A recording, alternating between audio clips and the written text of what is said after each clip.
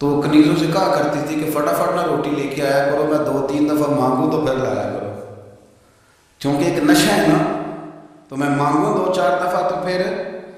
تو انسان بہت سارے نشے کرتا ہے، یہ مانتا نہیں، یہ موبائل، یہ فیس بک، یہ سارے نشے ہی ہیں۔ اپنی فوٹو لگا لینا، سارا دن اسی کو دیکھتے رہنا، اور بڑے بڑے سیانے بندے جو وزادار ہیں، بڑے وزادار لوگ ہیں، لیکن وہ بھی سنجیدگی کے قائل نہیں، اس طرح کے نشوں کا شکار ہے۔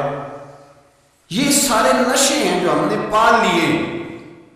ہمارے صوفیاء، ہمارے بزرگ فرماتے ہیں کہ تم اس طرح کرو، اگر سارے نشوں سے بچنا چاہتے ہو تو سجدے کا نشہ شروع کرو، سجدے کا نشہ شروع کرو۔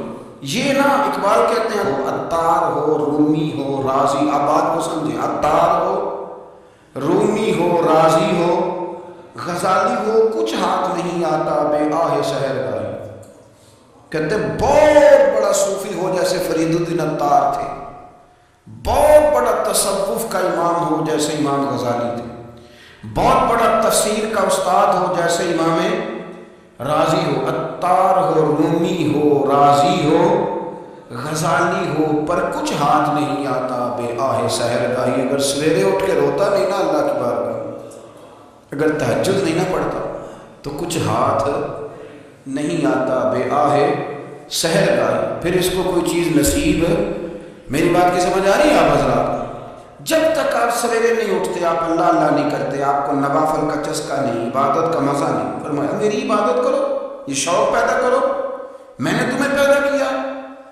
جن کو یہ جو نشہ تھا نا عبادت کا، یہ میرے رسول پاک کی چاہت ہے، یہ میرے نبی کریم علیہ السلام کی۔ آپ دیکھیں نا حضور مہینوں مہینوں جا کے غار حرا میں بیٹھتے تھے، کیا وہ تبلیغ کرتے تھے؟ کوئی کتاب لکھتے تھے؟ رسول کریم علیہ السلام مہینہ مہینہ رہتے غار حرا میں، کوئی نہ مجھے دیکھے، کوئی نہ مجھے ملے، حضور یہاں کیا ہے؟ فرمایا میں اپنے رب کی عبادت کروں گا۔ نبی کریم علیہ السلام نے سجدوں کے ساتھ پتھروں اور پہاڑوں کو آباد کر دیا، سجدوں کے ساتھ۔ آپ کا سجدہ آپ کو بہت ساری چیزوں سے چھڑا لیتا ہے، یہ بہت ساری جگہوں سے جھکنے سے بچا لیتا ہے۔ صوفیاء، اولیاء یہ کیا کرتے تھے؟ یہ سجدے کا ذوق ہی تو پیدا کرتے تھے، سجدے کا ذوق۔ شاہ عبدالعزیز دباغ رحمۃ اللہ تعالیٰ علیہ اپنے مریدوں سے فرمایا کرتے تھے کہ اگر تم پکے نمازی بن جاؤ نا، تہجد گزار ہو جاؤ، تو میرے پاس آنا جانا چھوڑ دینا۔ عرض کی حضور کیوں؟ فرمایا میں تمہارے اور رب رسول کے راستے میں رکاوٹ نہیں بننا چاہتا، اور میرا مقصود ہے تمہیں وہاں تک پہنچانا۔ جب پہنچ گئے تو پھر میری ضرورت ختم ہو گئی۔ ہاں کبھی وسوسہ آئے، شک پیدا ہو، تکلیف ہو تو آنا، ورنہ میں نہیں چاہتا کہ میں رکاوٹ بنا لوں۔ تم اللہ اللہ کرو، اس مالک کو راضی کرو۔ میرے رسول پاک علیہ وسلم نے فرمایا بندہ اللہ کے سب سے قریب اس وقت ہوتا ہے جب وہ سجدے کی حالت میں ہوتا ہے۔ کس کے قریب ہوتا ہے؟ اللہ کے سب سے قریب ہوتا ہے۔ او یار کھیتی باڑی کر کے نہیں، محنت مزدوری کر کے نہیں۔ جناب عائشہ کہتی ہے میں یہ بھی دیکھتی کہ حضور ایک آیت شروع کرتے تو ساری رات اسی کو پڑھتے، اور میری نظر جاتی تو قدم مبارک پہ ورم آ جاتا۔ یار نماز پڑھ پڑھ کے، اتنی مشقت کر کے، اتنی جد و جہد کر کے ورم آ گیا، یا رسول اللہ اتنی محنت کیوں کرتے ہو؟ فرمایا فلا اکون عبدا شکورا، کیا میں اپنے رب کا شکر گزار بندہ نہ بنوں؟ کہ میرے رسول کریم سید عالم صلی اللہ علیہ وسلم نے نا ہماری توجہ دلائی، حضور نے ہمیں بتلایا، ہمارا ذوق بڑھایا عبادت کی طرف۔ ایک صحابی تھے حضرت ابو فاطمہ رضی اللہ تعالیٰ عنہ، یہ ترمذی شریف کی حدیث ہے۔ نبی پاک علیہ السلام نے فرمایا ابو فاطمہ قیامت کے دن مجھ سے جلدی ملنا چاہتے ہو کہ دیر کے ساتھ؟ تو کہنے لگے حضور کون ہوگا جو دیر سے ملنا چاہے؟ ہم نے تو جان دے دی وعدہ دیدار پر۔ اعلیٰ حضرت فرماتے ہیں جان دے دی وعدہ اور نقد اپنا دام ہو ہی جائے گا۔ مجھے لگتا ہے کہ یہ سودا نقد و نقد ہو جانا ہے، کیونکہ ہم نے جان دے دی وعدہ دیدار پر۔ آپ نے وعدہ کیا تھا کہ مریں گے تو پھر زیارت ہوگی، تو مر گئے ہم زیارت کی خاطر۔ جان دے دی وعدہ دیدار پر، تو نقد اپنا دام ہو ہی جائے گا۔ اے رضا ہر کام کا ایک وقت ہے، دل کو بھی آرام ہو ہی جائے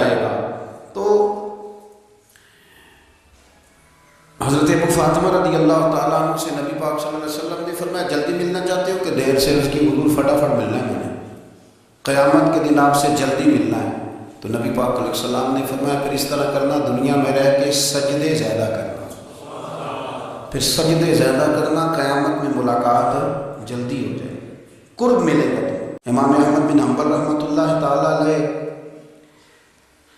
مسند امام احمد بن حنبل 14 جلدوں میں ہے مارکیٹ میں، اور مجھے تو خیر پسند ہی پڑی ہے، میں نے کئی دفعہ پڑھی ہے۔ اور کیا بات ہے امام احمد بن حنبل کی، کیسے تگڑے قسم کے محدث تھے، اور اللہ نے کتنا انہیں اعزاز عطا فرمایا ہوا ہے۔ یہ کوڑے بھی کھاتے تھے دین کی خاطر، سارا کرتا لہو سے بھر بھی جایا کرتا تھا، بڑا اعزاز والا شخص تھے، بڑے اعزاز والے۔ حدیثیں جمع کرنا، حدیثیں لکھنا، حدیث پڑھانا، سارا دن رہتے تھے۔ کہہ سکتے تھے کہ میں کر تو رہا ہوں کام، اور حدیث بھی موجود ہے کہ عالم عابد سے افضل ہوتا ہے، پر اس کے باوجود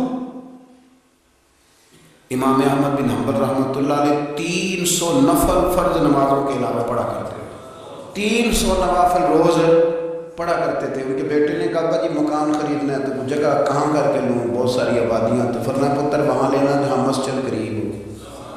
میرے رسول کریم سید عالم صلی اللہ علیہ وسلم اتنا پسند کرتے مسجد کو، اتنا پسند کرتے نماز کو، کہ رسول کریم صلی اللہ علیہ وسلم تہجد کی نماز بھی پڑھتے، پھر حضور فجر کی نماز بھی پڑھتے، نبی پاک وتر کو الگ کر کے پڑھتے، عشاء کے ساتھ نہیں پڑھتے۔ یہ تو ہم اس لیے اجازت دی ہمارے بزرگوں نے کہ بعد میں اٹھے گا کون علیحدہ وتر پڑھنے کے لیے، عشاء کے ساتھ پڑھ وتر پڑھتے، تہجد پڑھتے، فجر پڑھتے، اشراق پڑھتے، چاشت پڑھتے، پھر مغرب کی نماز کے بعد 6 رکعت اوابین پڑھتے، پھر رات کو صلاۃ اللیل پڑھتے۔ سیدہ عائشہ صدیقہ کہتی ہیں زمانہ سو جاتا اور میرے رسول مصلی بچھا کے کھڑے ہو جاتے۔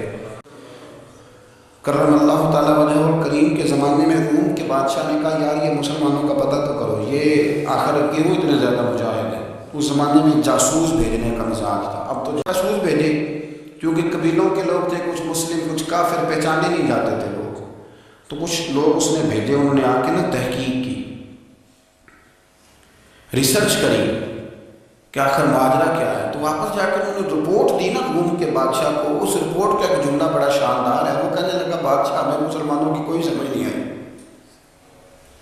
ہمیں کوئی سمجھ نہیں۔ انہوں نے کہا کیوں نہیں سمجھ آئی؟ کہنے لگے یار عجیب بندے ہیں، جب رات مصلی پہ بیٹھتے ہیں تو یوں لگتا ہے ان کا دنیا سے رشتہ ہی کوئی نہیں، کوئی کسی کو نہیں جانتا، کوئی اپنے دکھ سنا کے رو رہا ہے، کوئی اپنی بات کر کے رو رہا ہے، لگتا ہے کہ ان کا کوئی رشتہ ہے ہی نہیں جب مصلی پہ بیٹھتے ہیں۔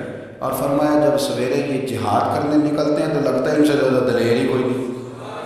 حالانکہ جو مسلوں پہ رونے دھونے کے لوگ ہوتے ہیں وہ کئی دفعہ جہاد میں کام نہیں کرتے، لیکن عجیب لوگ ہیں کہ رات کے راہب ہیں، دل کے مجاہد ہیں، کوئی سمجھ نہیں آتا۔ میرے عزیز ان لوگوں نے مصلی آباد کر کے رکھا، تلاوتیں ان کا ذوق رہی، منظر روز پڑھنا، اسباق پڑھنا، وظائف پڑھنا، یہ ان کا ذوق رہا۔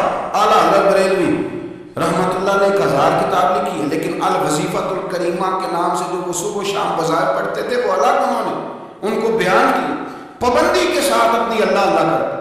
شیخ شہاب الدین سہروردی رحمۃ اللہ علیہ اس پر ایک بندے نے اعتراض کیا، اس نے کہا جی آپ کس قسم کے صوفی ہیں، مرید بیٹھے ہیں اور آپ وہاں نفل پڑھ رہے ہیں۔ یہ بڑا مسئلہ ہوتا ہے نا، جو بندہ ملنے آتا ہے وہ اپنے ٹائم کے حساب سے آتا ہے، اور اس کا یہ بھی خیال ہوتا ہے کہ پیر صاحب جو ہیں وہ چونکہ درویش ہیں تو نہ انہیں روٹی کھانی چاہیے نہ سونا چاہیے، چونکہ وہ درویش ہیں، اور ہم چونکہ درویشوں کے ماننے والے ہیں لہذا ہمارا یہ طریقہ ہونا چاہیے کہ جیسے ہم کہیں درویش ویسے ہی کر جائیں۔ حالانکہ اس کو ہم درویش کہیں کہ آپ اس کی مانیں گے، آپ منوائیں گے نہیں، ہمارا مزاج ہوتا ہے۔ شیخ شہاب الدین پر لوگوں نے اعتراض کی، حضور لوگ ملنے آئے ہیں، زیارت کرنے آئے ہیں، یہ بندے دعا کرانے آئے ہیں، اللہ اللہ کرانے آئے ہیں، اور آپ نفل پڑھ رہے ہیں، کیا جملہ ہے، کیا حسن ہے، کیا خوبصورتی ہے۔ فرمانے لگے رب رسول سے مانگنے کے لیے مصلی بچھایا ہے، اگر وہاں سے مانگوں گا نہیں تو تمہیں دوں گا کیا؟ پہلے مجھے کچھ لے تو لینے دو، اگر میرے پلے کچھ ہے ہوگی تو آگے دوں گا نا۔ تو میں مانگنے گیا تھا کہ یا اللہ دے، تیرے بندے لینے آئے، دے تو میں کچھ دوں گا تو آگے دوں گا نا۔